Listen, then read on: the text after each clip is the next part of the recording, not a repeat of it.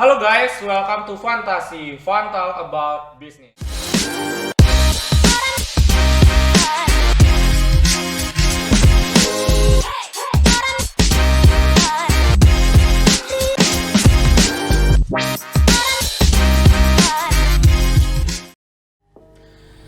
Nah, di depan saya sudah ada salah satu narasumber yang sangat luar biasa tentunya, yaitu Kak Andri. Itu Kak Andri bisa memperkenalkan dirinya terlebih dahulu. Baik, perkenalkan nama saya Perdana Andri Swastika, umur saya 20 tahun, saya berasal dari Desa Tajun, saya seorang wirausahawan muda. Nah, sebelumnya apa kabar Kak? Baik, Oke. terima kasih. Aku mau nanya nih, sebelum datang ke sini ada kesibukan lain nggak sih? Untuk kesibukan, aku ada sibuk kuliah, proker KKN dan ada yang lainnya. Oh iya, lupa ya, semester 4 ya Kak Andre ya? Oke, aku mau tahu nih, Kak Andre ini selain berjualan, punya kesibukan lain nggak sih? Selain mungkin kan sekarang tadi aku dengar kan mempersiapkan KKN kayak gitu. Gimana sih cara Kak Andre untuk mengatur waktu itu? Dan sempat bisa hadir dalam menjadi narasumber di kegiatan MBT pada tahun ini. Aku itu sudah planning terlebih dahulu dari jauh-jauh hari karena pembagian waktu untuk kerja, kuliah, KKN dan datang ke acara saat ini, yaitu untuk pekerjaan itu diawasi oleh orang tua maupun guru-guru aku. Untuk kuliah kita ada di jam lain, jadinya pagi itu kita bisa. Oke. Nah, tadi kan udah sedikit perkenalan singkat ya dari Kak Andre ya. Aku penasaran nih, Kak Andre bawa apa nih yang di atas meja? Mungkin bisa dijelasin, mungkin bisnis yang Kak Andre jalanin apa aja? Yaitu aku ada Juragan Durian Singaraja, aku selaku ownernya, dan ada beberapa jenis usaha yang lain.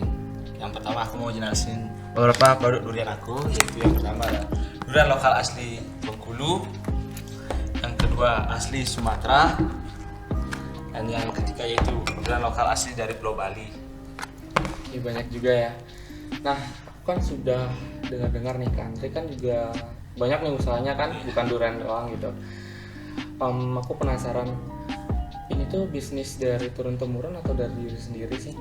Untuk bisnis durian itu udah dari turun temurun, yaitu dari kakek, nenek maupun bapak aku. Jadinya aku pewaris dari orang tua. Ini nyambung ya? Ya. Oke. Oke deh, selanjutnya aku mau nanya, dari usaha Kak Andre ini aku pengen tahu sejarahnya. Kan aku dengar juga dari tadi kan bisnisnya kan turun-temurun tuh, berarti kan selalu dari lama sampai sekarang nih kan, sampai di era modern kayak gini. Aku mau nanya sih sedikit, mungkin bisa dijelasin sejarah awal mulanya keluarganya Kak Andre ini membangun usaha durian ini kayak gitu. Awal mula usaha durian ini sekitar tahun 1986, yaitu nenek aku itu berjualan secara encer, belum memiliki gudang maupun tempat penjualan ataupun tempat produksi. Jadi setelah lambat laun di tahun 2002 bapakku yang mewarisi, dia mulai berkembang sedikit demi sedikit, dan di tahun 2008 kita melakukan pengiriman ke luar Pulau Bali, dan di tahun 2012 kita mengalami cukup down, kerugian yang lumayan. Terus di tahun 2014 kita mulai lagi merintis dari awal dan berhasil di 2016. Dan untuk dari tahun 2017 ke atas itu banyak kejadian maupun hal yang kerugian atau penipuan sudah banyak kita alami, tapi untuk usaha ini masih berdiri kokoh di atas. Tadi kan aku sudah dengar nih sedikit sejarahnya. Masalah kerugian itu penyebabnya apa sih? Kalau boleh tahu. Penyebab kerugian itu kita ditipu.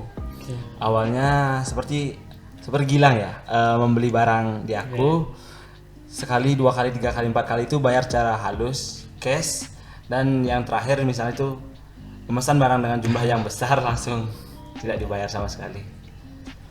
Aku boleh tahu nggak sih kerugian yang paling besar dialami dalam membangun bisnis ini apa? Yang dialami itu tahun 2012 sekitar 1,2 miliar, yaitu jenis durian montong dan bisnis yang lainnya. Jadinya kita mengalami drop down dan kita merintis usaha lagi mulai dari tahun 2014 bulan. Wow. Kerugiannya juga lumayan besar, tapi aku salut banget sama keluarga dan juga Kak Andre bisa membangun bisnis itu tetap berjalan sampai sekarang kayak gitu. Jadi tadi pas Kak Andre juga cerita tentang sejarah, aku penasaran juga nih. Kan Kak Andre tadi bilang berbagai banyak jenis durian.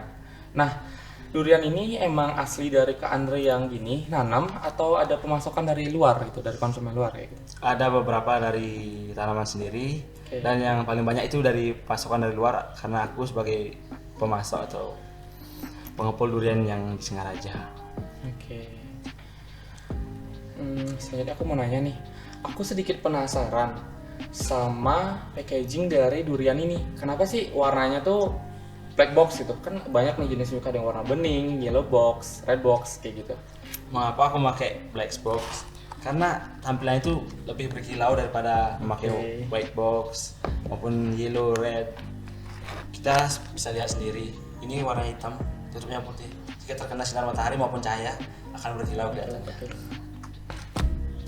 Oke, selanjutnya kan tadi ngomongin masalah penanaman durian itu kan ada yang dari luar dan dari Kak Andre sendiri. Untuk Kak Andre sendiri tuh punya kebun nggak sih? Dan bertepatnya di mana gitu? Kalau aku punya kebun sedikit ya, bertempat di Banjardinas Pasek, Desa Tajun.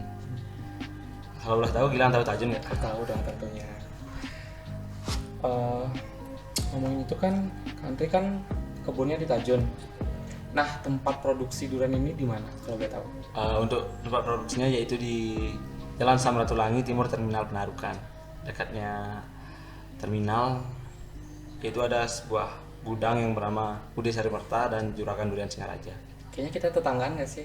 Ya kayaknya. Oke. Udah lanjut ya, aku mau nanya nih. Mungkin dari Kak Andre tahu nggak sih awal mulai di bisnis juragan durian kayak? Awal mula kalau dari aku ya tahun 2016 itu pertama kali membuat produk ini karena yang aku lihat dari beberapa penikmat durian dia itu belum tentu bisa menghabiskan satu buah durian. Oh, iya benar. Jadinya aku mulai berpikir mencari kemasan produk bagaimana nih untuk kedepannya agar tetap bertahan. Jadinya aku mulai pertama itu aku menggunakan mika yang kecil, yaitu ketahanan durian tidak bertahan lama. Terus setelah lama aku memakai white box dan hasilnya juga jelek. Dan setelah tahun 2016 bulan Agustus aku menemukan black box, jadinya tampilan durian yang bagus, rasa dan kemasan itu masih tetap terjaga kualitasnya. Oke. Ngomongin masalah ketahanan, kan tadi katanya pakai plastik, pakai mika yang bening itu sebentar ya. Emang apa sih spesialnya dari black box ini? Emang bisa tahan berapa lama gitu? Untuk ketahanan dari black box ini bisa sampai 1 sampai atau 2 tahun. Oh, lama juga ya? Karena Oke. dia itu tidak mudah pecah. Kecuali dibanting ya. Oh ya benar. Oke deh, lanjut. Selain juragan durian ini kan aku dengar juga dari tadi ceritanya Kak Andre udah miliki UD sendiri nih. Selain durian punya usaha lain nggak sih? Itu dari orang tua ada bisnis cengkeh, daun cengkeh, coklat, alpukat dan aku juga memiliki bisnis sendiri di sana yaitu sebuah peternakan ayam. Ya sih, aku sempat lihat story-nya Kak Andre suka main ayam ya. Kita lanjut. Aku nanya sedikit nih. Kan Kak Andre ini anak pertama. Dari adik-adiknya Kak Andre tuh ada yang mau gini nggak sih? Ngejalanin juga ngelanjutin bisnis dari orang tua? Atau emang dari Kak Andre aja nih yang minat ngejalanin bisnis orang tua gitu, ngelanjutin gitu? Dari kita bertiga, kita semua ada niat untuk meneruskan usaha ini, tapi kita juga mau mencari pekerjaan yang lain.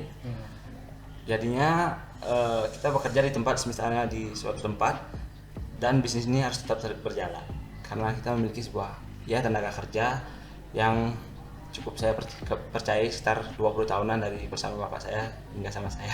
Oke. Tadi juga sempat Kak Andre nyinggung kayak masalah durian ini kan juga ada yang dari luar nih. Aku mau tahu sedikit berapa banyak sih mungkin pemasok yang masuk ke bisnis Kak Andre sendiri gitu. Mungkin jenis duriannya apa aja sih yang dari luar gitu? Yang dari luar pulau atau luar Singaraja? Oh, mungkin boleh yang dari luar Singaraja kali ya dulu. Pemasukan mungkin pas musim itu sekitar seharinya bisa 5 sampai 6 L sapet. L300 itu biasanya isinya sekitar 1200, paling sedikit lah 600 buah. Itu lokal Bali. dan pasti adanya varian durian yang lain, yaitu durian montong itu bisa 1 sampai 2 kuintal lah datang sehari. Oke. Ngebahas masalah jenis durian. Apa sih yang paling best seller gitu? Kan durian juga kan banyak nih minat nih. Kan setiap hari raya mungkin ada nih buat Banten kayak gitu. Yang paling best seller tuh apa sih jenis duriannya? Eh, yang best seller di tempatku ya yaitu buah durian mas, yang hanya mampu berkembang di desaku sendiri. Selain di Oke. desaku dia tidak bisa berkembang. Kalau boleh tahu alasannya kenapa ya tidak bisa berkembang? Atau beda wilayah atau bagaimana? Eh, Mungkin karena iklim cuaca ya. Mungkin di desaku, desa Tajin itu hampir cuacanya mirip seperti Kintamani, Kayak dingin. Brugul. Oke. Selain jenis durian yang lain dia yang udah Kak Andre tadi sebut itu ada nggak sih jenis durian lain yang Kak Andre jual juga kayak gitu? Eh, Terkadang kalau ada pemasukan ya langka sebenarnya di Bali, belum ya terlalu banyak. Terkadang seperti ada orang dari Pekayam itu membawakan durian Musangking, durian Blackthorn gitu ya. Ngomongin durian musang king ngatin serial kartun Upin Ipin ya. Durian runtuh. Oke. Oke deh, aku mau nanya lagi nih. Untuk penjualan duriannya sendiri paling banyak itu berapa sih? Dalam bentuk buah bulat atau dalam dessert box? Mungkin kan yang lagi yang viral yang ini ya, yang Iya. pakai box ini. Mungkin berapa sih penjualan terbanyak gitu? Terbanyak itu bisa sampai 8.000 setiap mungkin. Banyak banget ya? Box. Oke. Dalam kemasan dia pakai box plastik. Nah, kalau boleh tahu kan itu kan banyak banget. Tentunya kan nggak di Bali aja nggak sih yang beli? Iya. Pasti mungkin yang dari luar kan. Mungkin bisa kasih tahu nggak sih sedikit ngirim-ngirim durian ini ke daerah mana aja? Kita ngirim ke Madiun, Mojokerto, Bojonegoro, Banyuwangi, Jakarta, Surabaya, Medan, dan masih banyak yang lain. Oke. Dan untuk dikirimnya tuh kalau boleh tahu mereka itu belinya emang nggak bakal dijual seperti ini atau dibuat produk lain lagi gitu? Untuk yang di Madura itu dia dibuat produk seperti alat membuat dodol atau jajanan-jajanan khas Madura. Untuk daerah Jakarta itu dia jual kembali, dan di Surabaya ada yang diolah seperti di Serpong ini, dan yang ada juga yang seperti yang dibuat seperti di Madura itu sama, cuma saya tidak bisa membawakan produknya sekarang. Oke, nggak apa-apa. Selanjutnya aku mau nanya sih, kan tadi ngebahas masalah yang dikirim juga ke luar Bali itu. Pernah nggak sih juga aku penasaran nih, pernah nggak sih ngirim ke luar negeri gitu? Ada konsumen bule misalkan kan beli pingin durian gitu, terus belinya di Juragan Durian tuh, pernah nggak sih? Kalau durian belum pernah Oke, untuk mengirim keluar. Kalau bule datang sendiri ke gudang pernah. sudah pernah. Iya. Oke. Terkadang bule juga beberapa ada cuma orang Amerika sama Wow. orang Belanda yang suka durian, setahu aku. Oke. Saya aku mau nanya nih, konsumennya Kandri kan lumayan banyak nih sampai bule nih kan. Kandri sama keluarga punya nggak sih strategi pemasarannya gitu? Melihat juga aku tadi kan Kandri juga sempat mengalami kerugian gitu kan dan bisa bertahan sampai sekarang juga itu hebat banget gitu. Ada nggak sih mungkin bisa dibagiin juga untuk para penonton strateginya gimana aja sih untuk tetap stabil gitu membangun usaha? Apalagi kan kita setahun 2 tahun lalu terkena dampak COVID-19 kayak gitu. Strategi penjualan kita tuh masih tak sama secara umum, yaitu menggunakan sosial media, yaitu menggunakan via WhatsApp, Facebook maupun Instagram. Dan yang paling utama itu kita menggunakan Facebook karena jangkauannya sangat luas, jadi digital marketing kita itu lebih enjoy. Dan para pemasak atau pemain durian dari luar Pulau Bali jadi tahu, oh di sini ada tempat baru. Jadi kita bisa join untuk melakukan sebuah bisnis. Oke, aku juga aku nanya nih, boleh nggak sih? Iya. Oke, saya boleh diminum dulu. Oke, Terima kasih Gila. oke sama-sama. Jadi selanjutnya aku mau nanya nih, kan melihat tadi Kandri nyebutin usahanya ada durian, alpukat gitu. Kayaknya satu keluarga suka berkebun ya? Secara umum ya, karena kakekku juga petani, bapakku petani, dan mereka pun juga bukan lulusan seorang sarjana maupun SMA. Wow, menakjubkan sekali ya kisahnya Kandri ini. Dan untuk selanjutnya, aku mau nanya nih sama Kandri, punya nggak sih kebun selain di Tajun gitu? untuk aku tidak memiliki kebun di luar desaku sendiri. Oke, berarti tetap di sana ya, ayun terus ya, kayak turun temurun. Oke. Aku mau nanya sih sama Kandre lagi nih, untuk Kandre sendiri, ada nggak sih lika-liku gitu yang pernah Kandre alami dalam penjualan? Misalkan kayak sekarang kan orang-orang pada ngikut-ngikutan gitu, punya nggak sih pesaing kayak gitu kan sekarang kayak yang A jualan duren, yang B juga ikutan jualan duren kayak gitu. Gimana sih Kandre nanggepin misalkan haters kali ya bisa dibilang ya? Oke. Mungkin ya banyak sih pesaing di Singaraja ya pada umumnya, pemain-pemain besar maupun pemain-pemain baru. Jadi aku tetap optimis sama hasil penjualan. Rasa kualitas durian itu aku tetap jaga dari bagaimana rasa dari awal hingga sampai saat sekarang. Jika ada durian yang memang ya terkadang kan kita memetik durian itu tidak mungkin semua rasanya itu ya mungkin manis, pasti ada aja yang hambar ataupun nggak mau matang. Jadi kita memproses produk itu menjadi sebuah kayak tempoyak kayak gitu jadinya. Oke. Tanggapan aku untuk para pesaing yang baru-baru, Oke. belum tentu mereka bisa seperti aku karena mereka baru mencoba dan cuma mendapat hasil untungnya aja. Benar-benar. Jika mereka sudah mengalami kerugian belum tentu bisa tegar seperti saat ini. Benar. Mungkin mereka langsung ya berhenti, usaha ini nggak cocok karena sudah banyak yang aku lihat, dan mereka malah kembali menjadi reseller aku sendiri. Oh. Terus anak-anak Undiksa juga ada beberapa menjadi resellerku. Oke. Ya sih aku juga sempat lihat beberapa orang yang temenan sama aku kan di Instagram kayak promosiin kayak tahu nih duriannya siapa. Oh, duriannya Juragan Duren ternyata.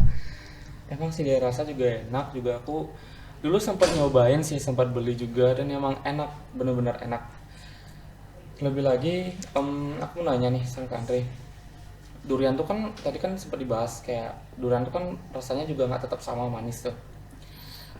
Kandre tahu nggak sih, kan kadang orang-orang salah beli durian, kadang dagangnya bilang oh ini manis tapi baru dibuka hambar kayak gitu. Kandre sendiri tahu nggak sih jenis ataupun cara gitu buat orang-orang kalau belian durian tuh kalau tahu itu aslinya manis itu nggak dibohongin sama pedagangnya kayak gitu.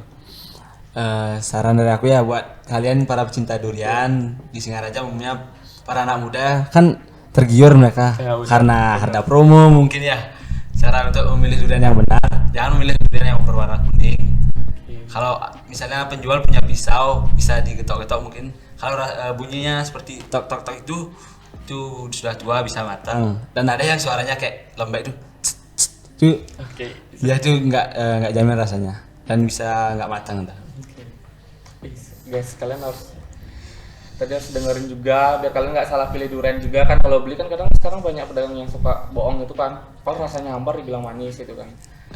Taman ya, hati-hati juga membeli durian, ada yang durian yang dicelup pakai seperti karbit. Oh, ada. Ada. Oh, aku baru tahu. Dia aslinya durian itu berwarna hijau. Kuningnya itu lebih ke kuning seperti pensil warna itu loh. Oh iya. Itu sudah kena celup. Atau mungkin itu durian yang sudah lama, mungkin 1 atau 2 hari dijual. Oke. Yang kena celup itu nggak mungkin rasanya bisa enak kalau karbit. Iya ya kan kalau emang belum matang tuh kan kadang dikarbitin gitu ya biar cepat matang ya. Malah bikin orang sakit sih soalnya. Oh, itu berdampak pada kesehatan juga. Iya. Yang terlebih itu sakit tenggorokan yang pertama. Oke. Ternyata sampai itu juga ya guys ya, kalau sampai karbit durian dikarbitin itu bisa sakit tenggorokan gitu. Jadi aku penasaran juga nih. Masa tadi kan masa kesehatan. Pernah ngasih Kandre nih, kan jualan durian, pasti suka durian banget kan, sering itu tiap hari pasti kan.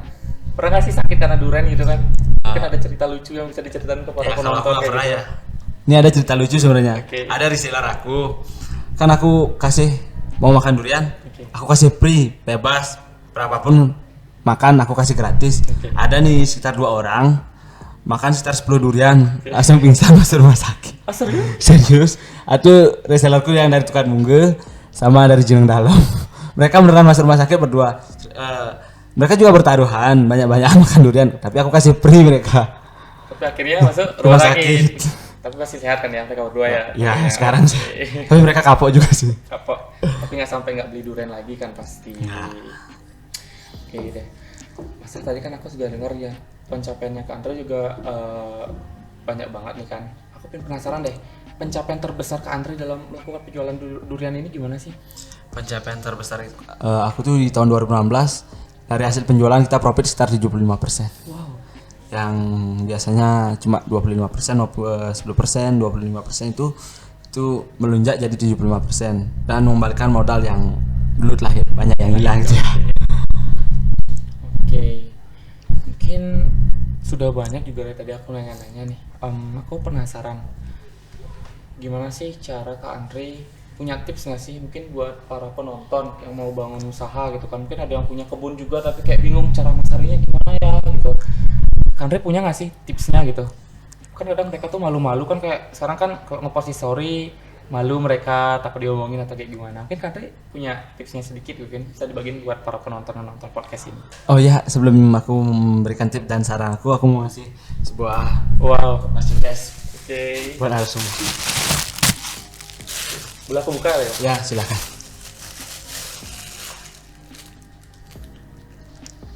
Ya, itu salah satu produk kami, yaitu sebuah t-shirt.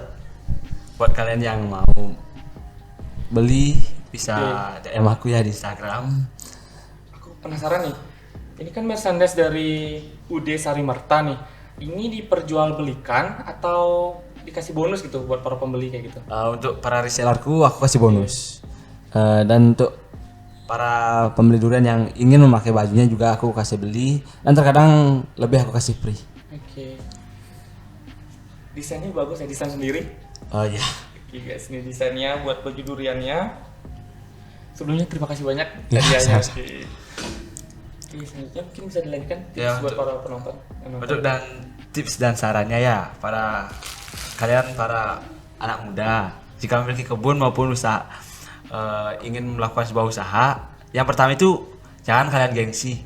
Menurut aku ya, kalau kalian gengsi kalian nggak makan. Oh benar.